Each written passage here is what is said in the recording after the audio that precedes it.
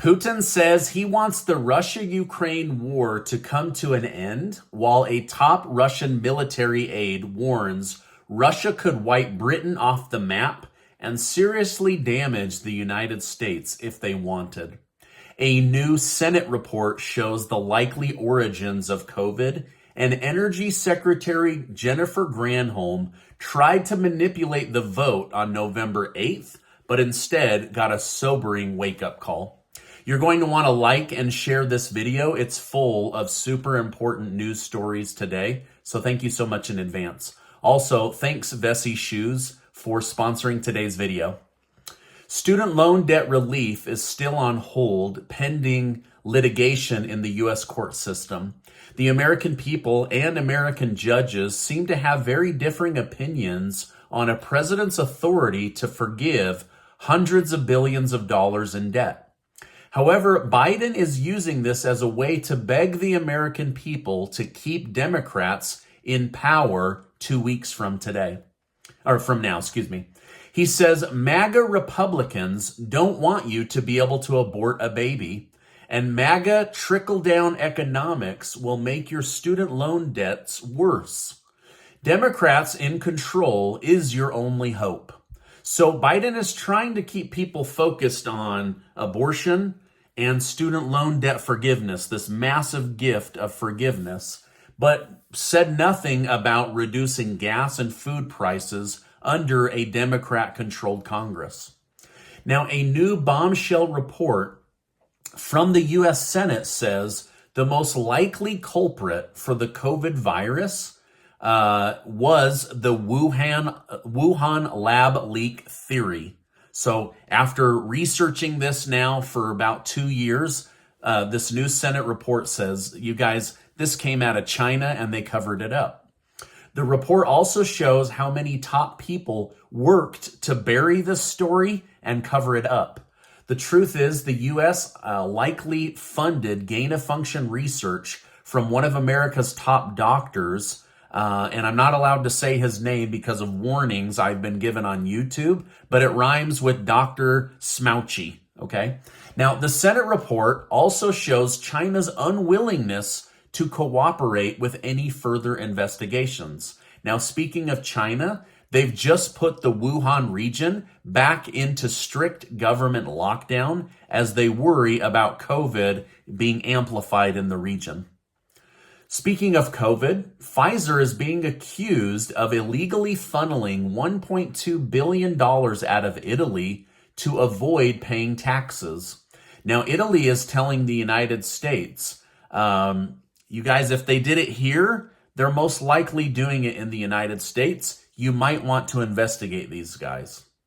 Senator Rand Paul says whistleblowers have come forward with evidence that PR firms, marketing firms, representing the top big pharma companies in America have quietly infiltrated the CDC in order to sway opinion on drug use in favor of the company that pays them to handle their marketing. So not only are they doing their marketing on YouTube, with CNN, with Fox News, but they also secretly infiltrated the CDC in order to sway opinion. So this is something that's absolutely going to have to be investigated next year, according to Senator Rand Paul.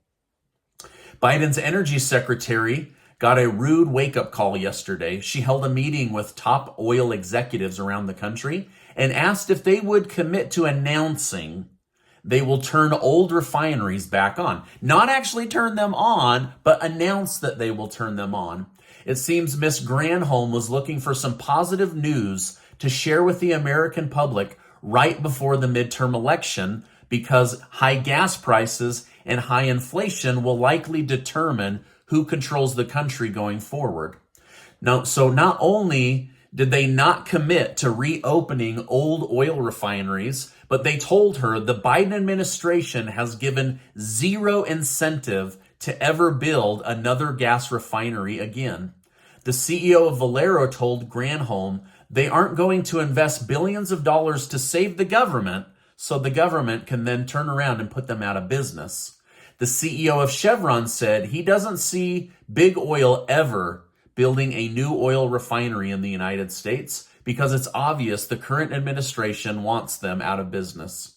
So here we are begging Saudi Arabia and other OPEC nations for oil, while our own local domestic oil companies say they feel targeted and threatened to the point that they're not willing to invest billions of dollars in producing new oil. Yikes. All right, now, my biggest news stories are going to come right after today's video sponsor. I want to thank today's video sponsor, Vessi Shoes. Have you heard of Vessi Shoes? Well, if you haven't, you're going to be glad I'm telling you about them today. Vessi Shoes are 100% waterproof. Not water resistant, but waterproof. I've been wearing Vessi shoes for about 2 years now, and I own 5 pairs, and I love them. They're my favorite shoes to wear when I go outdoors because they're super comfortable, waterproof, and easy to clean. Just the other day, I went on a nature walk at a nearby lake with my son. We were able to go off path and near the water because we weren't worried about getting our shoes dirty or getting our feet wet. After goofing around for about an hour, we headed home, cleaned off our shoes, and went on with our day. You can hand wash them or you can throw them in the washing machine, but they look nice and they're super comfortable, and I love how easy they are to pull on and off. Now, I love Vessi shoes so much that I got a pair for each of my kids because I got tired of how other shoes get beat up so easily and how easy these Vessi shoes are to clean.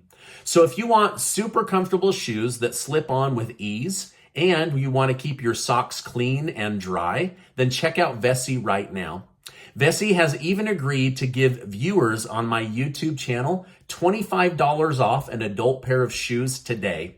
You're going to absolutely love Vessi as much as I do, so go check them out right now. Vladimir Putin of Russia says it's time for a new world order, not run by the war-mongering West. Putin said the West is obsessed with war and has fanned the flames of the military operation in Ukraine to a full-scale war. Putin said he called for peace last spring, but NATO and the United Kingdom specifically wanted war and pushed Ukraine into war with Russia. He said now we have a global energy crisis and a global food crisis, not because of Russia, but because of NATO and the West. Putin said dominion of the world is what the West has decided is the stakes of this war game. It is dangerous, deadly, and a dirty game. Putin made several statements as if he was offering an olive branch and an opportunity to end this war, but said he doesn't want the West to see Russia as an enemy. He only wants the Russian people to be able to develop without being under the Western thumb.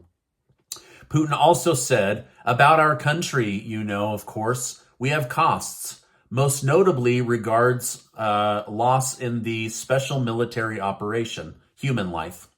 I think about it all the time. There are also economic losses, but there have been enormous gains. And ultimately, and I want to emphasize, ultimately, all this is happening will undoubtedly benefit Russia and its future. Why? Because it's connected to strengthening our sovereignty. So basically, Putin is saying, listen, there's been a lot of losses. They weigh heavy on me. But at the end of the day, all I'm trying to do is make Russia more sovereign, Russia more excluded from being under the thumb of Europe and the United States and NATO nations. Lastly, Putin pointed out that the West and the media tried to paint a story of Russia controlling Ukraine, but he said NATO controls more of Ukraine than Russia. Russia is not trying to take over Ukraine. Ukraine is an artificial state. So basically he's saying, listen, yes, I've taken these very small regions, but look how much of NATO has taken over Ukraine. Ukraine now is not even a country. They're basically just an artificial state. Now, I'm not on Putin's side. I'm just telling you guys what Putin is saying as directly as I can. Some of it is broken English because obviously it's translated from Russia. At the same time, though, it seems Putin is still gearing up in case peace cannot be achieved. Yesterday, Putin watched war game practices from a military room where he watched a Russian sub fire off intercontinental ballistic missiles. They also shot off a massive rocket missile that could carry a nuclear warhead. Russia's military statesman commented, "This weapon alone could wipe Britain off the map and do great damage to the United States if we wanted." This same person, Korochenko, says, "This isn't nuclear blackmail. This is the reality of what we could do if NATO decides to attack us." So again, this is like gang warfare, right? We've got to kill you before you kill us. But the other gang is thinking, we've got to kill you before you kill us. And each one knows that nuclear, it's a red line. You can't go back from that. And yet they're both using these threats as they try to dominate control of the planet. Obama and President Biden will travel to Pennsylvania on November 5th to campaign for Fetterman. Former President Obama and Biden, sorry, I always try to keep the titles correct. They will go to Pennsylvania on behalf of Fetterman. Former President Donald Trump will go on behalf of Dr. Oz. Both will be holding big meetings on November 5th for one last push for controlling the Senate and taking over Pennsylvania. On top of this rally, Trump actually just announced multiple other places, Pennsylvania, Ohio, Florida, and Iowa, where he wants to campaign for other people. Trump is targeting swing states. He hopes that his endorsement will help the Republican Party take back the House and also the Senate.